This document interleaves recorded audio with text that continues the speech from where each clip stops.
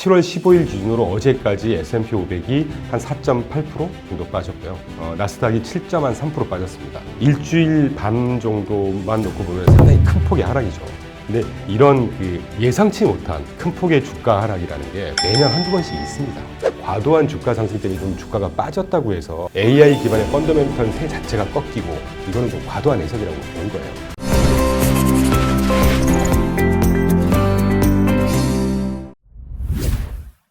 네, 자이언트TV 홍성용 기자입니다. 오늘은 이춘광 레그넘 투자자문 대표님을 모시고 최근 이제 미국 증시 상황 한번 짚어보겠습니다. 안녕하세요. 네, 안녕하세요. 이제. 네.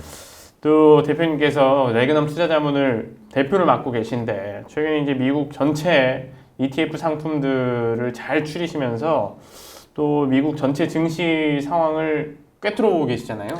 꿰둔다기보다는 계속 팔로우업을 하고 있죠. 네. 이제 뭐 거두절미하고 최근 이제 미국 증시 얘기를 좀 하면 정치적 이슈가 발화돼서 굉장히 변동성이 커졌다 이런 분위기였고 이제 뭐 트럼프 대통령 전 대통령이죠. 트럼프 전 대통령이 곧 뭐 2기 시대를 연다 어쩐다 이렇게 하다가 바이든 대통령이 이제 후보 사퇴하면서 또 뭐 새로운 분위기가 만들어지고 있는 것 같아요. 좀 어떻게 보고 계셨나요? 네, 아까 말씀해 주신 대로 7월 15일 기점으로 변동성이 조금 더 확대가 된 것 같아요. 7월 15일 날 트럼프 전 대통령이 그 대만 강경 발언 쏟아내면서 그날 한 1% 가까이 쑥 빠졌다가 그 다음 날 바로 회복을 하더니 저는 개인적으로 가장 중요했던 이슈라고 보는데 7월 17일 날 이틀 있다가 바이든 행정부에서 대중국 제재를 추가적으로 더 해야 된다. 심지어 클라우드를 사용하는 것까지도 못하게 해야 되고 뭐 반도체 그 장비 관련한 AS까지도 막아야 된다 이렇게 굉장히 강경 발언을 했습니다. 사실 그게 촉매가 돼서 지금 변동성이 좀 확대가 되는 것 같아요. 근데 거기다가 이제 그 첫 번째 이슈에다가 두 번째는 아까 말씀해주신 대로 바이든이 20일 날 사퇴를 했죠. 근데 저는 개인적으로 뭐 저희 하우스가 여담으로 좀 말씀드리고 싶은데 저희는 이제 정치적인 뭐 분야라든가 패권적인 분야 이런 것들 실제 투자 프로세스 반영을 합니다. 그래서 아주 중시했었는데 21일 날 바이든이 사퇴한 거가 미국 경제 펀더멘탈은 오히려 더 정책적인 측면에서는 불확실성을 좀 거들어줬다고 봐요. 왜냐하면 바이든이 이제 건강 문제, 뭐 의식이 조금 더 몽롱하다 이런 것 때문에 이제 우려감을 많이 표시했다가 해리스 부통령을 이제 지명을 했잖아요. 어젠가 그제 오바마 전 대통령이 또 지원한다는 멘트도 날렸고 사실 뭐 여기서 우리가 정치적인 발언을 할 자리는 아니지만 해리스 부통령이 그동안에는 굉장히 존재감이 없었습니다, 사실. 그리고 2020년 3월 8일로 기억하는데 러시아가 우크라이나 전쟁 벌이면서 그때 그 폭스뉴스하고 인터뷰란 걸 제가 우연찮게 보게 됐어요. 근데 너무 저한테는 조금 쇼킹한 장면이라서 되게 기억이 남는데 좀 어줍지 않은 영어지만 제가 현장감을 드리기 위해서 좀 소개를 드릴게요. 그때 뭐라고 이 해리스 부통령이 우크라이나 전쟁에 대한 식견을 딱 한 6문장으로 얘기를 하냐면 Ukraine is a small country. 그리고 Russia is a big country. 근데 이제 이런 식으로 표현을 하다가 It's a big country called Russia 뭐 이런 식의 그러니까 러시아라고 불리는 큰 나라가 있어. 뭐 유크레인이라고 부르는 작은 나라가 있어. 그런데 Russia decided to invade a small country called Ukraine. So basically that's wrong. 뭐 이런 식의 인터뷰를 했단 말이에요. 그러니까 영어는 아주 심플한 영어지만 저희처럼 어떤 식견을 좀 갖고 있고 배경을 주로 읽는 사람들이 볼 때는 해리스 부통령이 이 정치적인 식견이라든가 국제 정치 감각이라든가 굉장히 좀 초보적이다 하는 느낌을 받았습니다. 과연 이따가 제가 소개를 잠깐 뭐 구도로라도 드리고 싶은데 우리나라 언론에서는 지금 해리스 부통령하고 트럼프 대통령이 박빙이라고들 소개를 보통 하는데 모르겠어요. 뭐 언론이 실제 미국도 마찬가지일 겁니다. 실제 민심을 그대로 반영하는지는 모르겠지만 도박 사이트 일렉션 배팅 아트라는 도박 사이트가 있어요. 석세스 레이트도 높고 나름 이제 제가 참고를 많이 하는 사이트인데 그저께 현재로 트럼프가 59.3% 당선 확률 배팅하고 있고요. 도박사들은 해리스가 39% 정도에 불과합니다. 그게 저는 미국 민심을 잘 보여주고 있다고 봐요. 좀 말씀을 좀 길게 드렸고 바이든이 사퇴하고 해리스가 이제 다음 후보로 지명이 되면서 원래 그 전까지는 바이든이 계속 러닝을 계속 끝까지 할 경우에는 레드 스윕이라고 그래서 공화당이 상원 하원을 싹 쓸어가 버릴 거다. 이제 이것 때문에 저는 되게 중요하게 생각을 했어요. 왜냐하면 미국이란 나라가 우리가 조금 더 리스펙을 해야 되고 본받아야 될 점이 하나는 제가 누누이 강조했었는데 미국은 대통령 한 사람이 이랬다 저랬다라고 해서 정책 자체가 이렇게 왔다 갔다 스윙하지 않습니다. 이 의회 상원 하원이 서로 견제와 균형을 계속 맞춰가면서 국익을 위한 정책을 아주 균형감 있게 가져가는 나라였거든요. 근데 바이든이 계속 이제 트럼프하고 접점일 당시에는 아까 말씀드린 대로 레드 스윕의 가능성이 되게 높았었단 말이죠. 그러면 공화당이 상원 하원을 다 쓸어갔을 때 정책적인 편향이 얼마나 심해지겠습니까? 근데 이제 해리스가 다음 대통령 후보자로 지명이 되면서 그 우려가 거의 싹 가시면서 민주당이 하원은 그래도 가져갈 수 있겠다라는 그게 이제 유일한 해리스 부통령의 긍정적인 면이었던 것 같아요. 근데 좀 여담이 길었고 그 이후에 두 번째로 이 정치적인 불확실성하고 가미해서 빅테크가 아까도 우리가 사담 나눴지만 엔비디아를 필두로 해서 빅테크만 거의 주도적으로 올랐었잖아요. 최근 한 일주일 반 정도도 이따 소개해드리겠지만 빅테크 위주로만 빠지고 있습니다. 나머지 다른 뭐 소형주를 포함해서 나머지 S&P 500의 11개 업종 지수 중에 3개를 뺀 나머지 8개가 7월 15일 기점으로 보면 YTD 상승률 대비 7월 15일 상승률 하락률이 되게 미미한 수준이에요. 오히려 그 중에 한 5, 6개 업종은 플러스를 기록하고 있어요.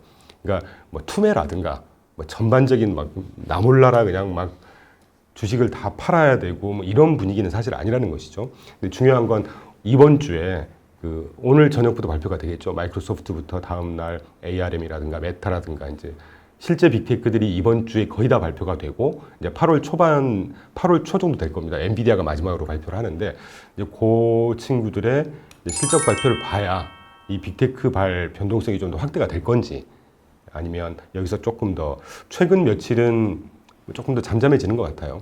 이제 금리 이슈 때문에 조금 흔들흔들 하고 있는데 여기서 이제 리바운드를 할 건지 조금 더 허버링을 좀 더 심하게 할 건지를 판단을 좀 해봐야 될 것 같다는 생각을 합니다. 아울러서 제가 이 페이지를 꼭 하나 보여드리고 싶어요. 저희가 보는 지금 현재 변동성 장세를 어떻게 보느냐는 건데 2023년 1월 1일부터 7월 26일까지 1년 반 정도 되죠. S&P 500하고 러셀 2000 지수의 궤적을 쭉 그려놓은 겁니다. 주황색 러셀 2000고 파란색이 이제 S&P 500인데요. S&P 500 기준으로 제가 2023년 2월 2일부터 3월 13일까지 7.8% 빠졌어요. 그 이후에 3월 13일부터 8월 1일까지 자그마치 19% 가까이 올랐습니다. S&P 500 지수가 지난 해 패턴을 보여드리는 겁니다. 8월 1일부터 10월 27일까지 마이너스 10% 빠졌고요. 10월 27일부터 12월 30일까지 16% 가까이 올랐어요. 그래서 결국 작년 한 해 S&P 500이 24.7% 올랐거든요. 이게 뭘 말씀드리려고 제가 설명을 드렸냐면 최근에 7월 15일 기준으로 어제까지 S&P 500이 한 4.8% 정도 빠졌고요. 나스닥이 7.3% 빠졌습니다. 그러니까 일주일 반 정도만 놓고 보면 상당히 큰 폭의 하락이죠. 근데 이런 예상치 못한 큰 폭의 주가 하락이라는 게 펀더멘탈하고는 별도로 하더라도 매년 한두 번씩 있습니다. 기억해 보시면. 그 정도 시장에 잠재된 변동성에 국한한 이슈가 아닐까 하는 생각을 하고 있어요. 왜 그러냐면 오늘 주로 이제 이따가 언급이 주로 될 텐데 미국의 매크로 지표가 거의 뭐 가능성으로 보자면 연초부터 미국 경기 펀더멘털이 노랜딩이냐 소프트 랜딩이냐 경기 침체냐 이런 갑론을박에도 불구하고 저희는 소프트 랜딩, 노 랜딩이라고 계속해서 말씀을 들었었지만 최근에 나오는 데이터를 놓고 보면 노동시장도 조금 불안하다는 레토릭이 있긴 합니다만 현재 수치로만 보면 뭐 노동시장을 포함해서 GDP 성장률 발표됐었고 산업생산이라든가 이따 소개드릴 이런 것들만 보면 거시경제 지표가 아직은 상당히 사운드한 그림이거든요. 그걸 놓고 보더라도 최근의 조정장은 그동안에 많이 올랐었던 거에 이익 실현성 그런 말씀이 있지 않습니까? 왜 많이 먹어서 이거 불안불안하고 있는데 울고 싶은데 뺨 때려주는 뭐 그런 시장이 항상 1년에 한두 번씩 연출이 됩니다.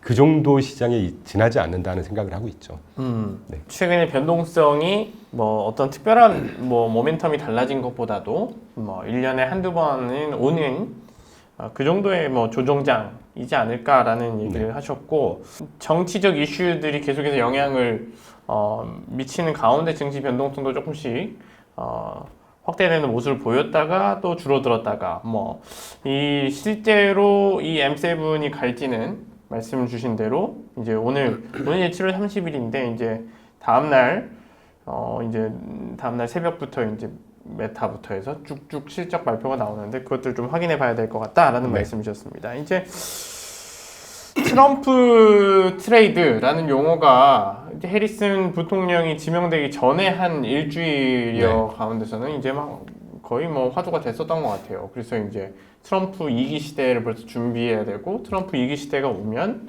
이 어떤 섹터가 좀 갈 것이냐 그렇죠. 뭐 요 얘기도 계속 했고요.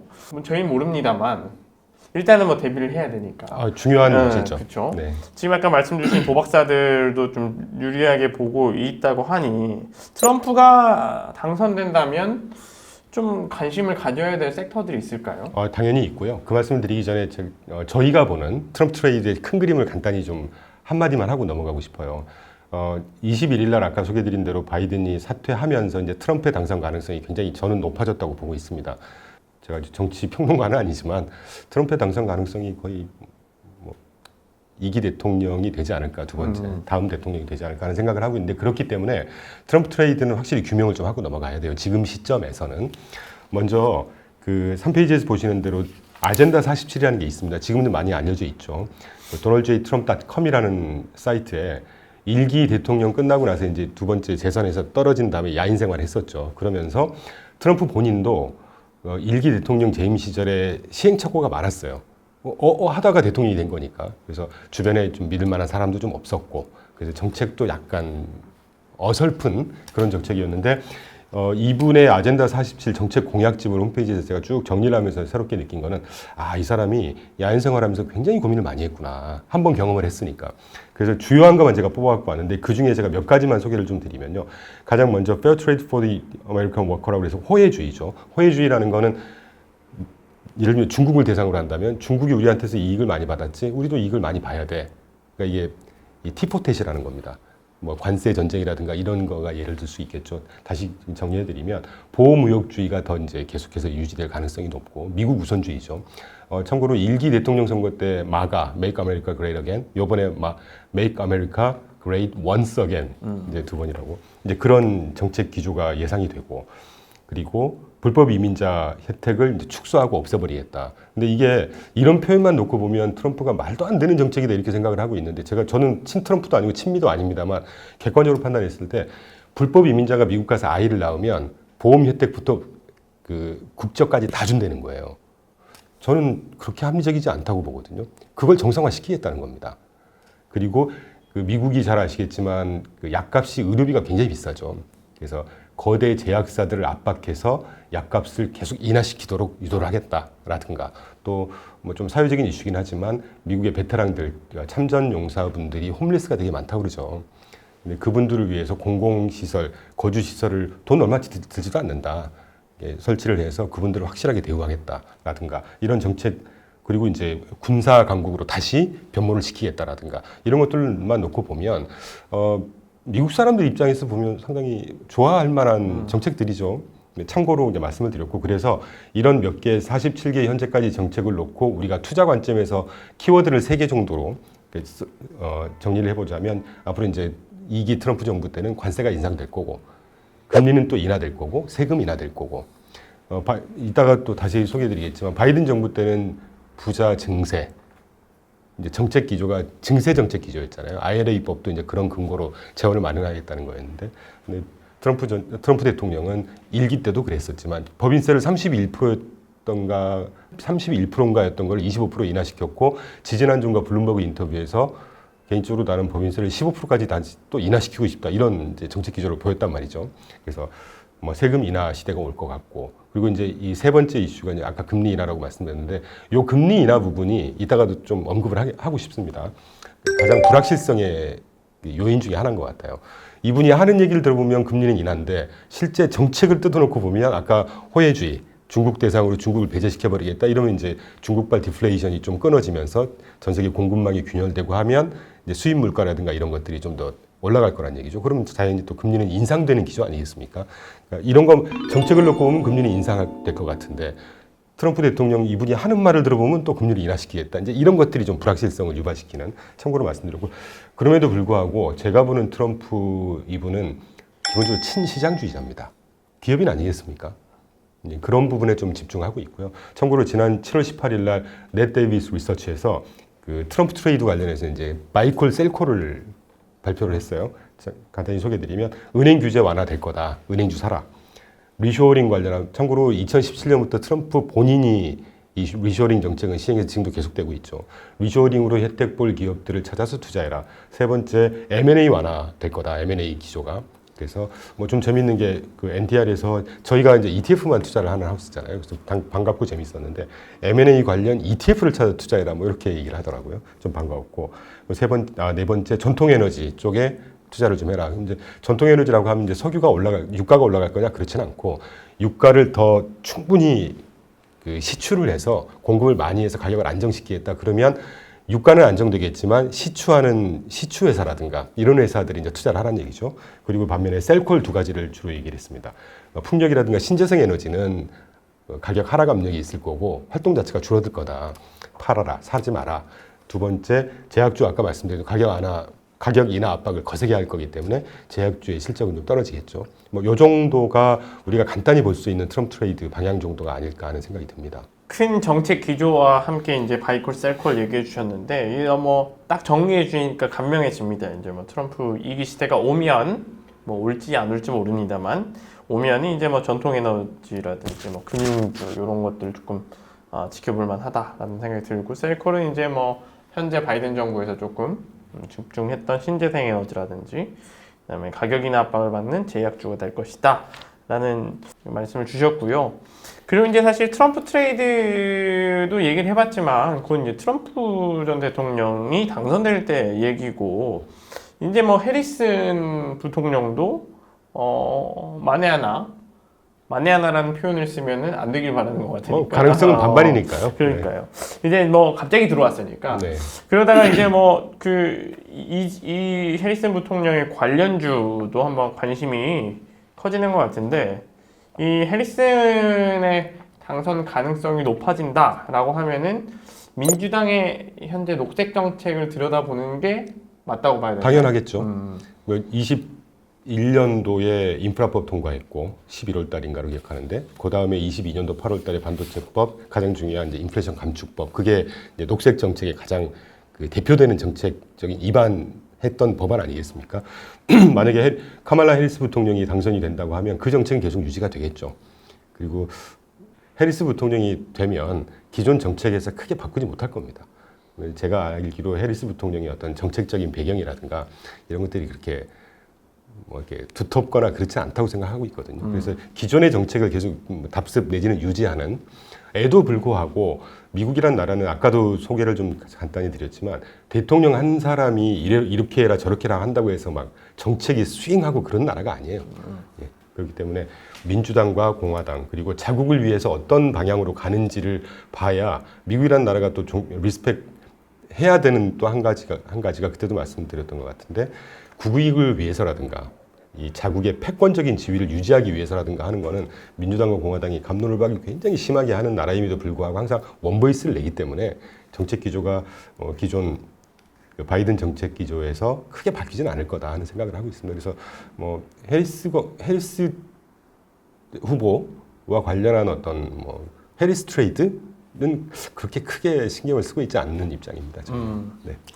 현재 바이든 정부의 정책이 이어지는 선에서 뭔가 관련주나 관련 투심을 살펴보면 좋을 것 같고 트럼프 전 대통령의 2기 시대는 아까 말씀 주신 바이콜 셀콜로 한번 나눠서 판단해 보시면 좋을 것 같습니다. 시장이 지금 오늘 이제 7월 30일이고요. 그래서 이제 인공지능과 관련된 투심,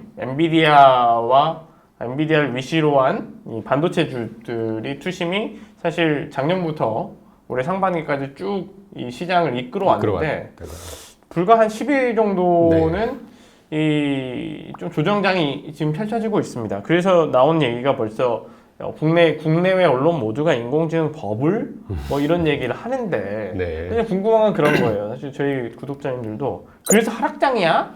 뭐 밑에 앞에 잠깐 설명하셨지만 하락장 맞아? 이렇게 아니 지금 또 살 때야? 지금 뭐 싸지면 더 사라던데 이런 분들도 있거든요. 어떻게 보세요? 유튜브 아니겠습니까? 저희가 그냥 소신껏 발언을 하고 뭐 틀려도 아, 저 친구들은 그런가 보다라고만 해주시기 바랍니다. 참고로 저희가 지난 2년 전부터 유튜브를 저희가 홍보 때문에 출연을 하기 시작하면서 비슷한 질문을 수많은 질문을 받았었고요. 그때마다 저희가 보는 기조 자체는 에도 불구하고 상승 추세는 유지할 거다. 참고로 올해 초에 저희가 이제 자체 유튜브에서 연간 전망하면서 범피라이즈라고 그때 소개해드렸었던 그 모습에 지나지 않는 장이라고 보고 있고요. 그리고 제 사견을 좀 간단히 먼저 말씀드리면 제너러티브 AI가 세상에 등장한 지가 얼마나 됐습니까? 지금 1년 반 됐습니다. 1년 반 됐는데 물론 그것 때문에 주가가 과도하게 상승한 건 맞죠. 그래서 일부분 좀 조정을 받는 거라고 저희는 생각하고 있고 AI의 어떤 모멘텀 자체가 꺾인다. 1년 반 전에 등장해서 이제부터 확인해 가는 시기가 될 것 같아요. 그러니까 이제 이번 실적도 중요할 것이고 좀 이따 소개드리겠지만 지난주 발표됐던 그 구글의 실적을 보면 상당히 시사하는 바가 크다고 보고 있습니다. AI가 버블이고 AI가 드디어 꺾여서 이제 대세 하락장인가 이건 좀 성급한 판단인 것 같고요. 1년 반 됐는데 이제부터 실적은 본격적으로 확인할 거고 더군다나 지난 1, 4분기 때 엔비디아 실적 발표했을 때 기억나세요? 45%인가로 기억하는데 어마어마한 실적의 45% 가까운 부분이 데이터 센터에서 발생했어요. 인공지능이 보편화되고 많이 쓰일수록 직접적인 수혜를 받는 건 클라우드 또는 데이터 센터입니다. 왜냐하면 그만큼 전력량이 필요하거든요. 데이터 센터에서 그만큼 많이 수익이 발생을 했다는 얘기는 AI 기반의 수요가 파이프라인이 살아있다는 얘기입니다. 살아있는 것뿐만이 아니라 그때부터 이제 점점 실적을 확인할 수 있는 시기였다는 말이죠. 말씀 나온 김에 6페이지를 먼저 지난주였죠. 2, 4분기 구글이 실적 발표했습니다. 그 중에 빨간색으로 제가 좀 칠해놨는데 클라우드 부분의 매출액과 그 밑에 그 오퍼레이팅 인컴 중에 제가 줄은 쳐놓지는 않았고 클라우드 부분의 영업이익이 1172 밀리언 달성했고요. 그 위에 레버뉴 매출이죠. 클라우드 부분이 10347 밀리언 달성했어요. 재밌는 게 매출액이 100만 달러가 최초로 넘었고 영업이익이 10만 달러가 넘었지 않습니까? 이게 갑자기 제가 그 단위가 좀 생각이 안 나서 그냥 110으로 표현하겠습니다. 매출액과 영업이익이 각각 100과 10이 넘은 게 이건 처음이에요. 드디어 이제 상징적으로 100억 불이 넘었다는 얘기입니다. 매출액에서. 그리고 10억 불이 또 상징적으로 처음 넘기 시작했다는 거예요. 그리고 그 옆에 그래프를 보시면 클라우드 부분의 매출액과 영업이익을 그래프로 보여드리는 건데 파란색이 2019년도부터 분기별로 매출액 성장 추이고요. 계속해서 매출액이 성장하고 있죠. 과거에 계속 성장하고 있었습니다. 매출액이 성장한다는 얘기는 시장에 수요가 살아있다는 얘기고 이 말은 AI의 파이프라인이 여전히 살아있다는 얘기입니다. 구글만 보면 다른 기업들도 이제 발표되면 또 검증을 할 텐데 그리고 주황색이 클라우드 부분에서 영업이익이거든요. 영업이익이 그동안에 쭉 마이너스였다. 자, 기자님 아시겠지만 어떤 비즈니스 새로 진출을 하거나 할 때 기업들이 캐펙스 투자하고 미리 투자를 하잖아요. 그러면 영업이익은 마이너스에서부터 시작할 거 아닙니까? 수익은 없이 일단 투자를 먼저 하는 거니까. 그런데 지난 1, 4분기 때 클라우드 부분의 영업이익이 드디어 플러스로 전환했어요. 이런 거를 확인해야 되지 않을까 하는 생각이 듭니다. 과도한 주가 상승 때문에 좀 주가가 빠졌다고 해서 AI의 어떤 펀더멘탈, 소위 펀더멘탈이라고 표현하죠. AI 기반의 펀더멘탈 세 자체가 꺾이고 이거는 좀 과도한 해석이라고 보는 거예요. 그리고 그 앞 페이지 5페이지를 같이 한번 설명을 드리죠. 그래프에서 보시는 게 지금 연초 이 YTD 미국의 S&P 500과 러셀 2000 지수를 포함해서 11개 각각 업종의 주가 상승률이 파란색이 연초 이후 상승률이고요. 주황색이 7월 15일 아까 변동성이 딱 시작한 그날 이후의 상승률입니다. 보시면 임유소비재하고 테크주하고 통신서비스, 임유소비재는 좀 빼더라도 테크주하고 통신서비스 다시 말씀드리면 빅테크주 위주로만 빠졌다는 거예요. 나머지 8개 업종을 보시면 거의 다 플러스로 전환했습니다. 지금. 심지어 소형주인 러셀 2000 지수도 플러스로 전환했어요. 그러면 이걸 보고도 시장 전체가 다 투매하고 있고 대세 하락장이냐? 그렇게까지는 좀 과한 해석 아닐까요? 하는 생각이 들고 있죠. 네.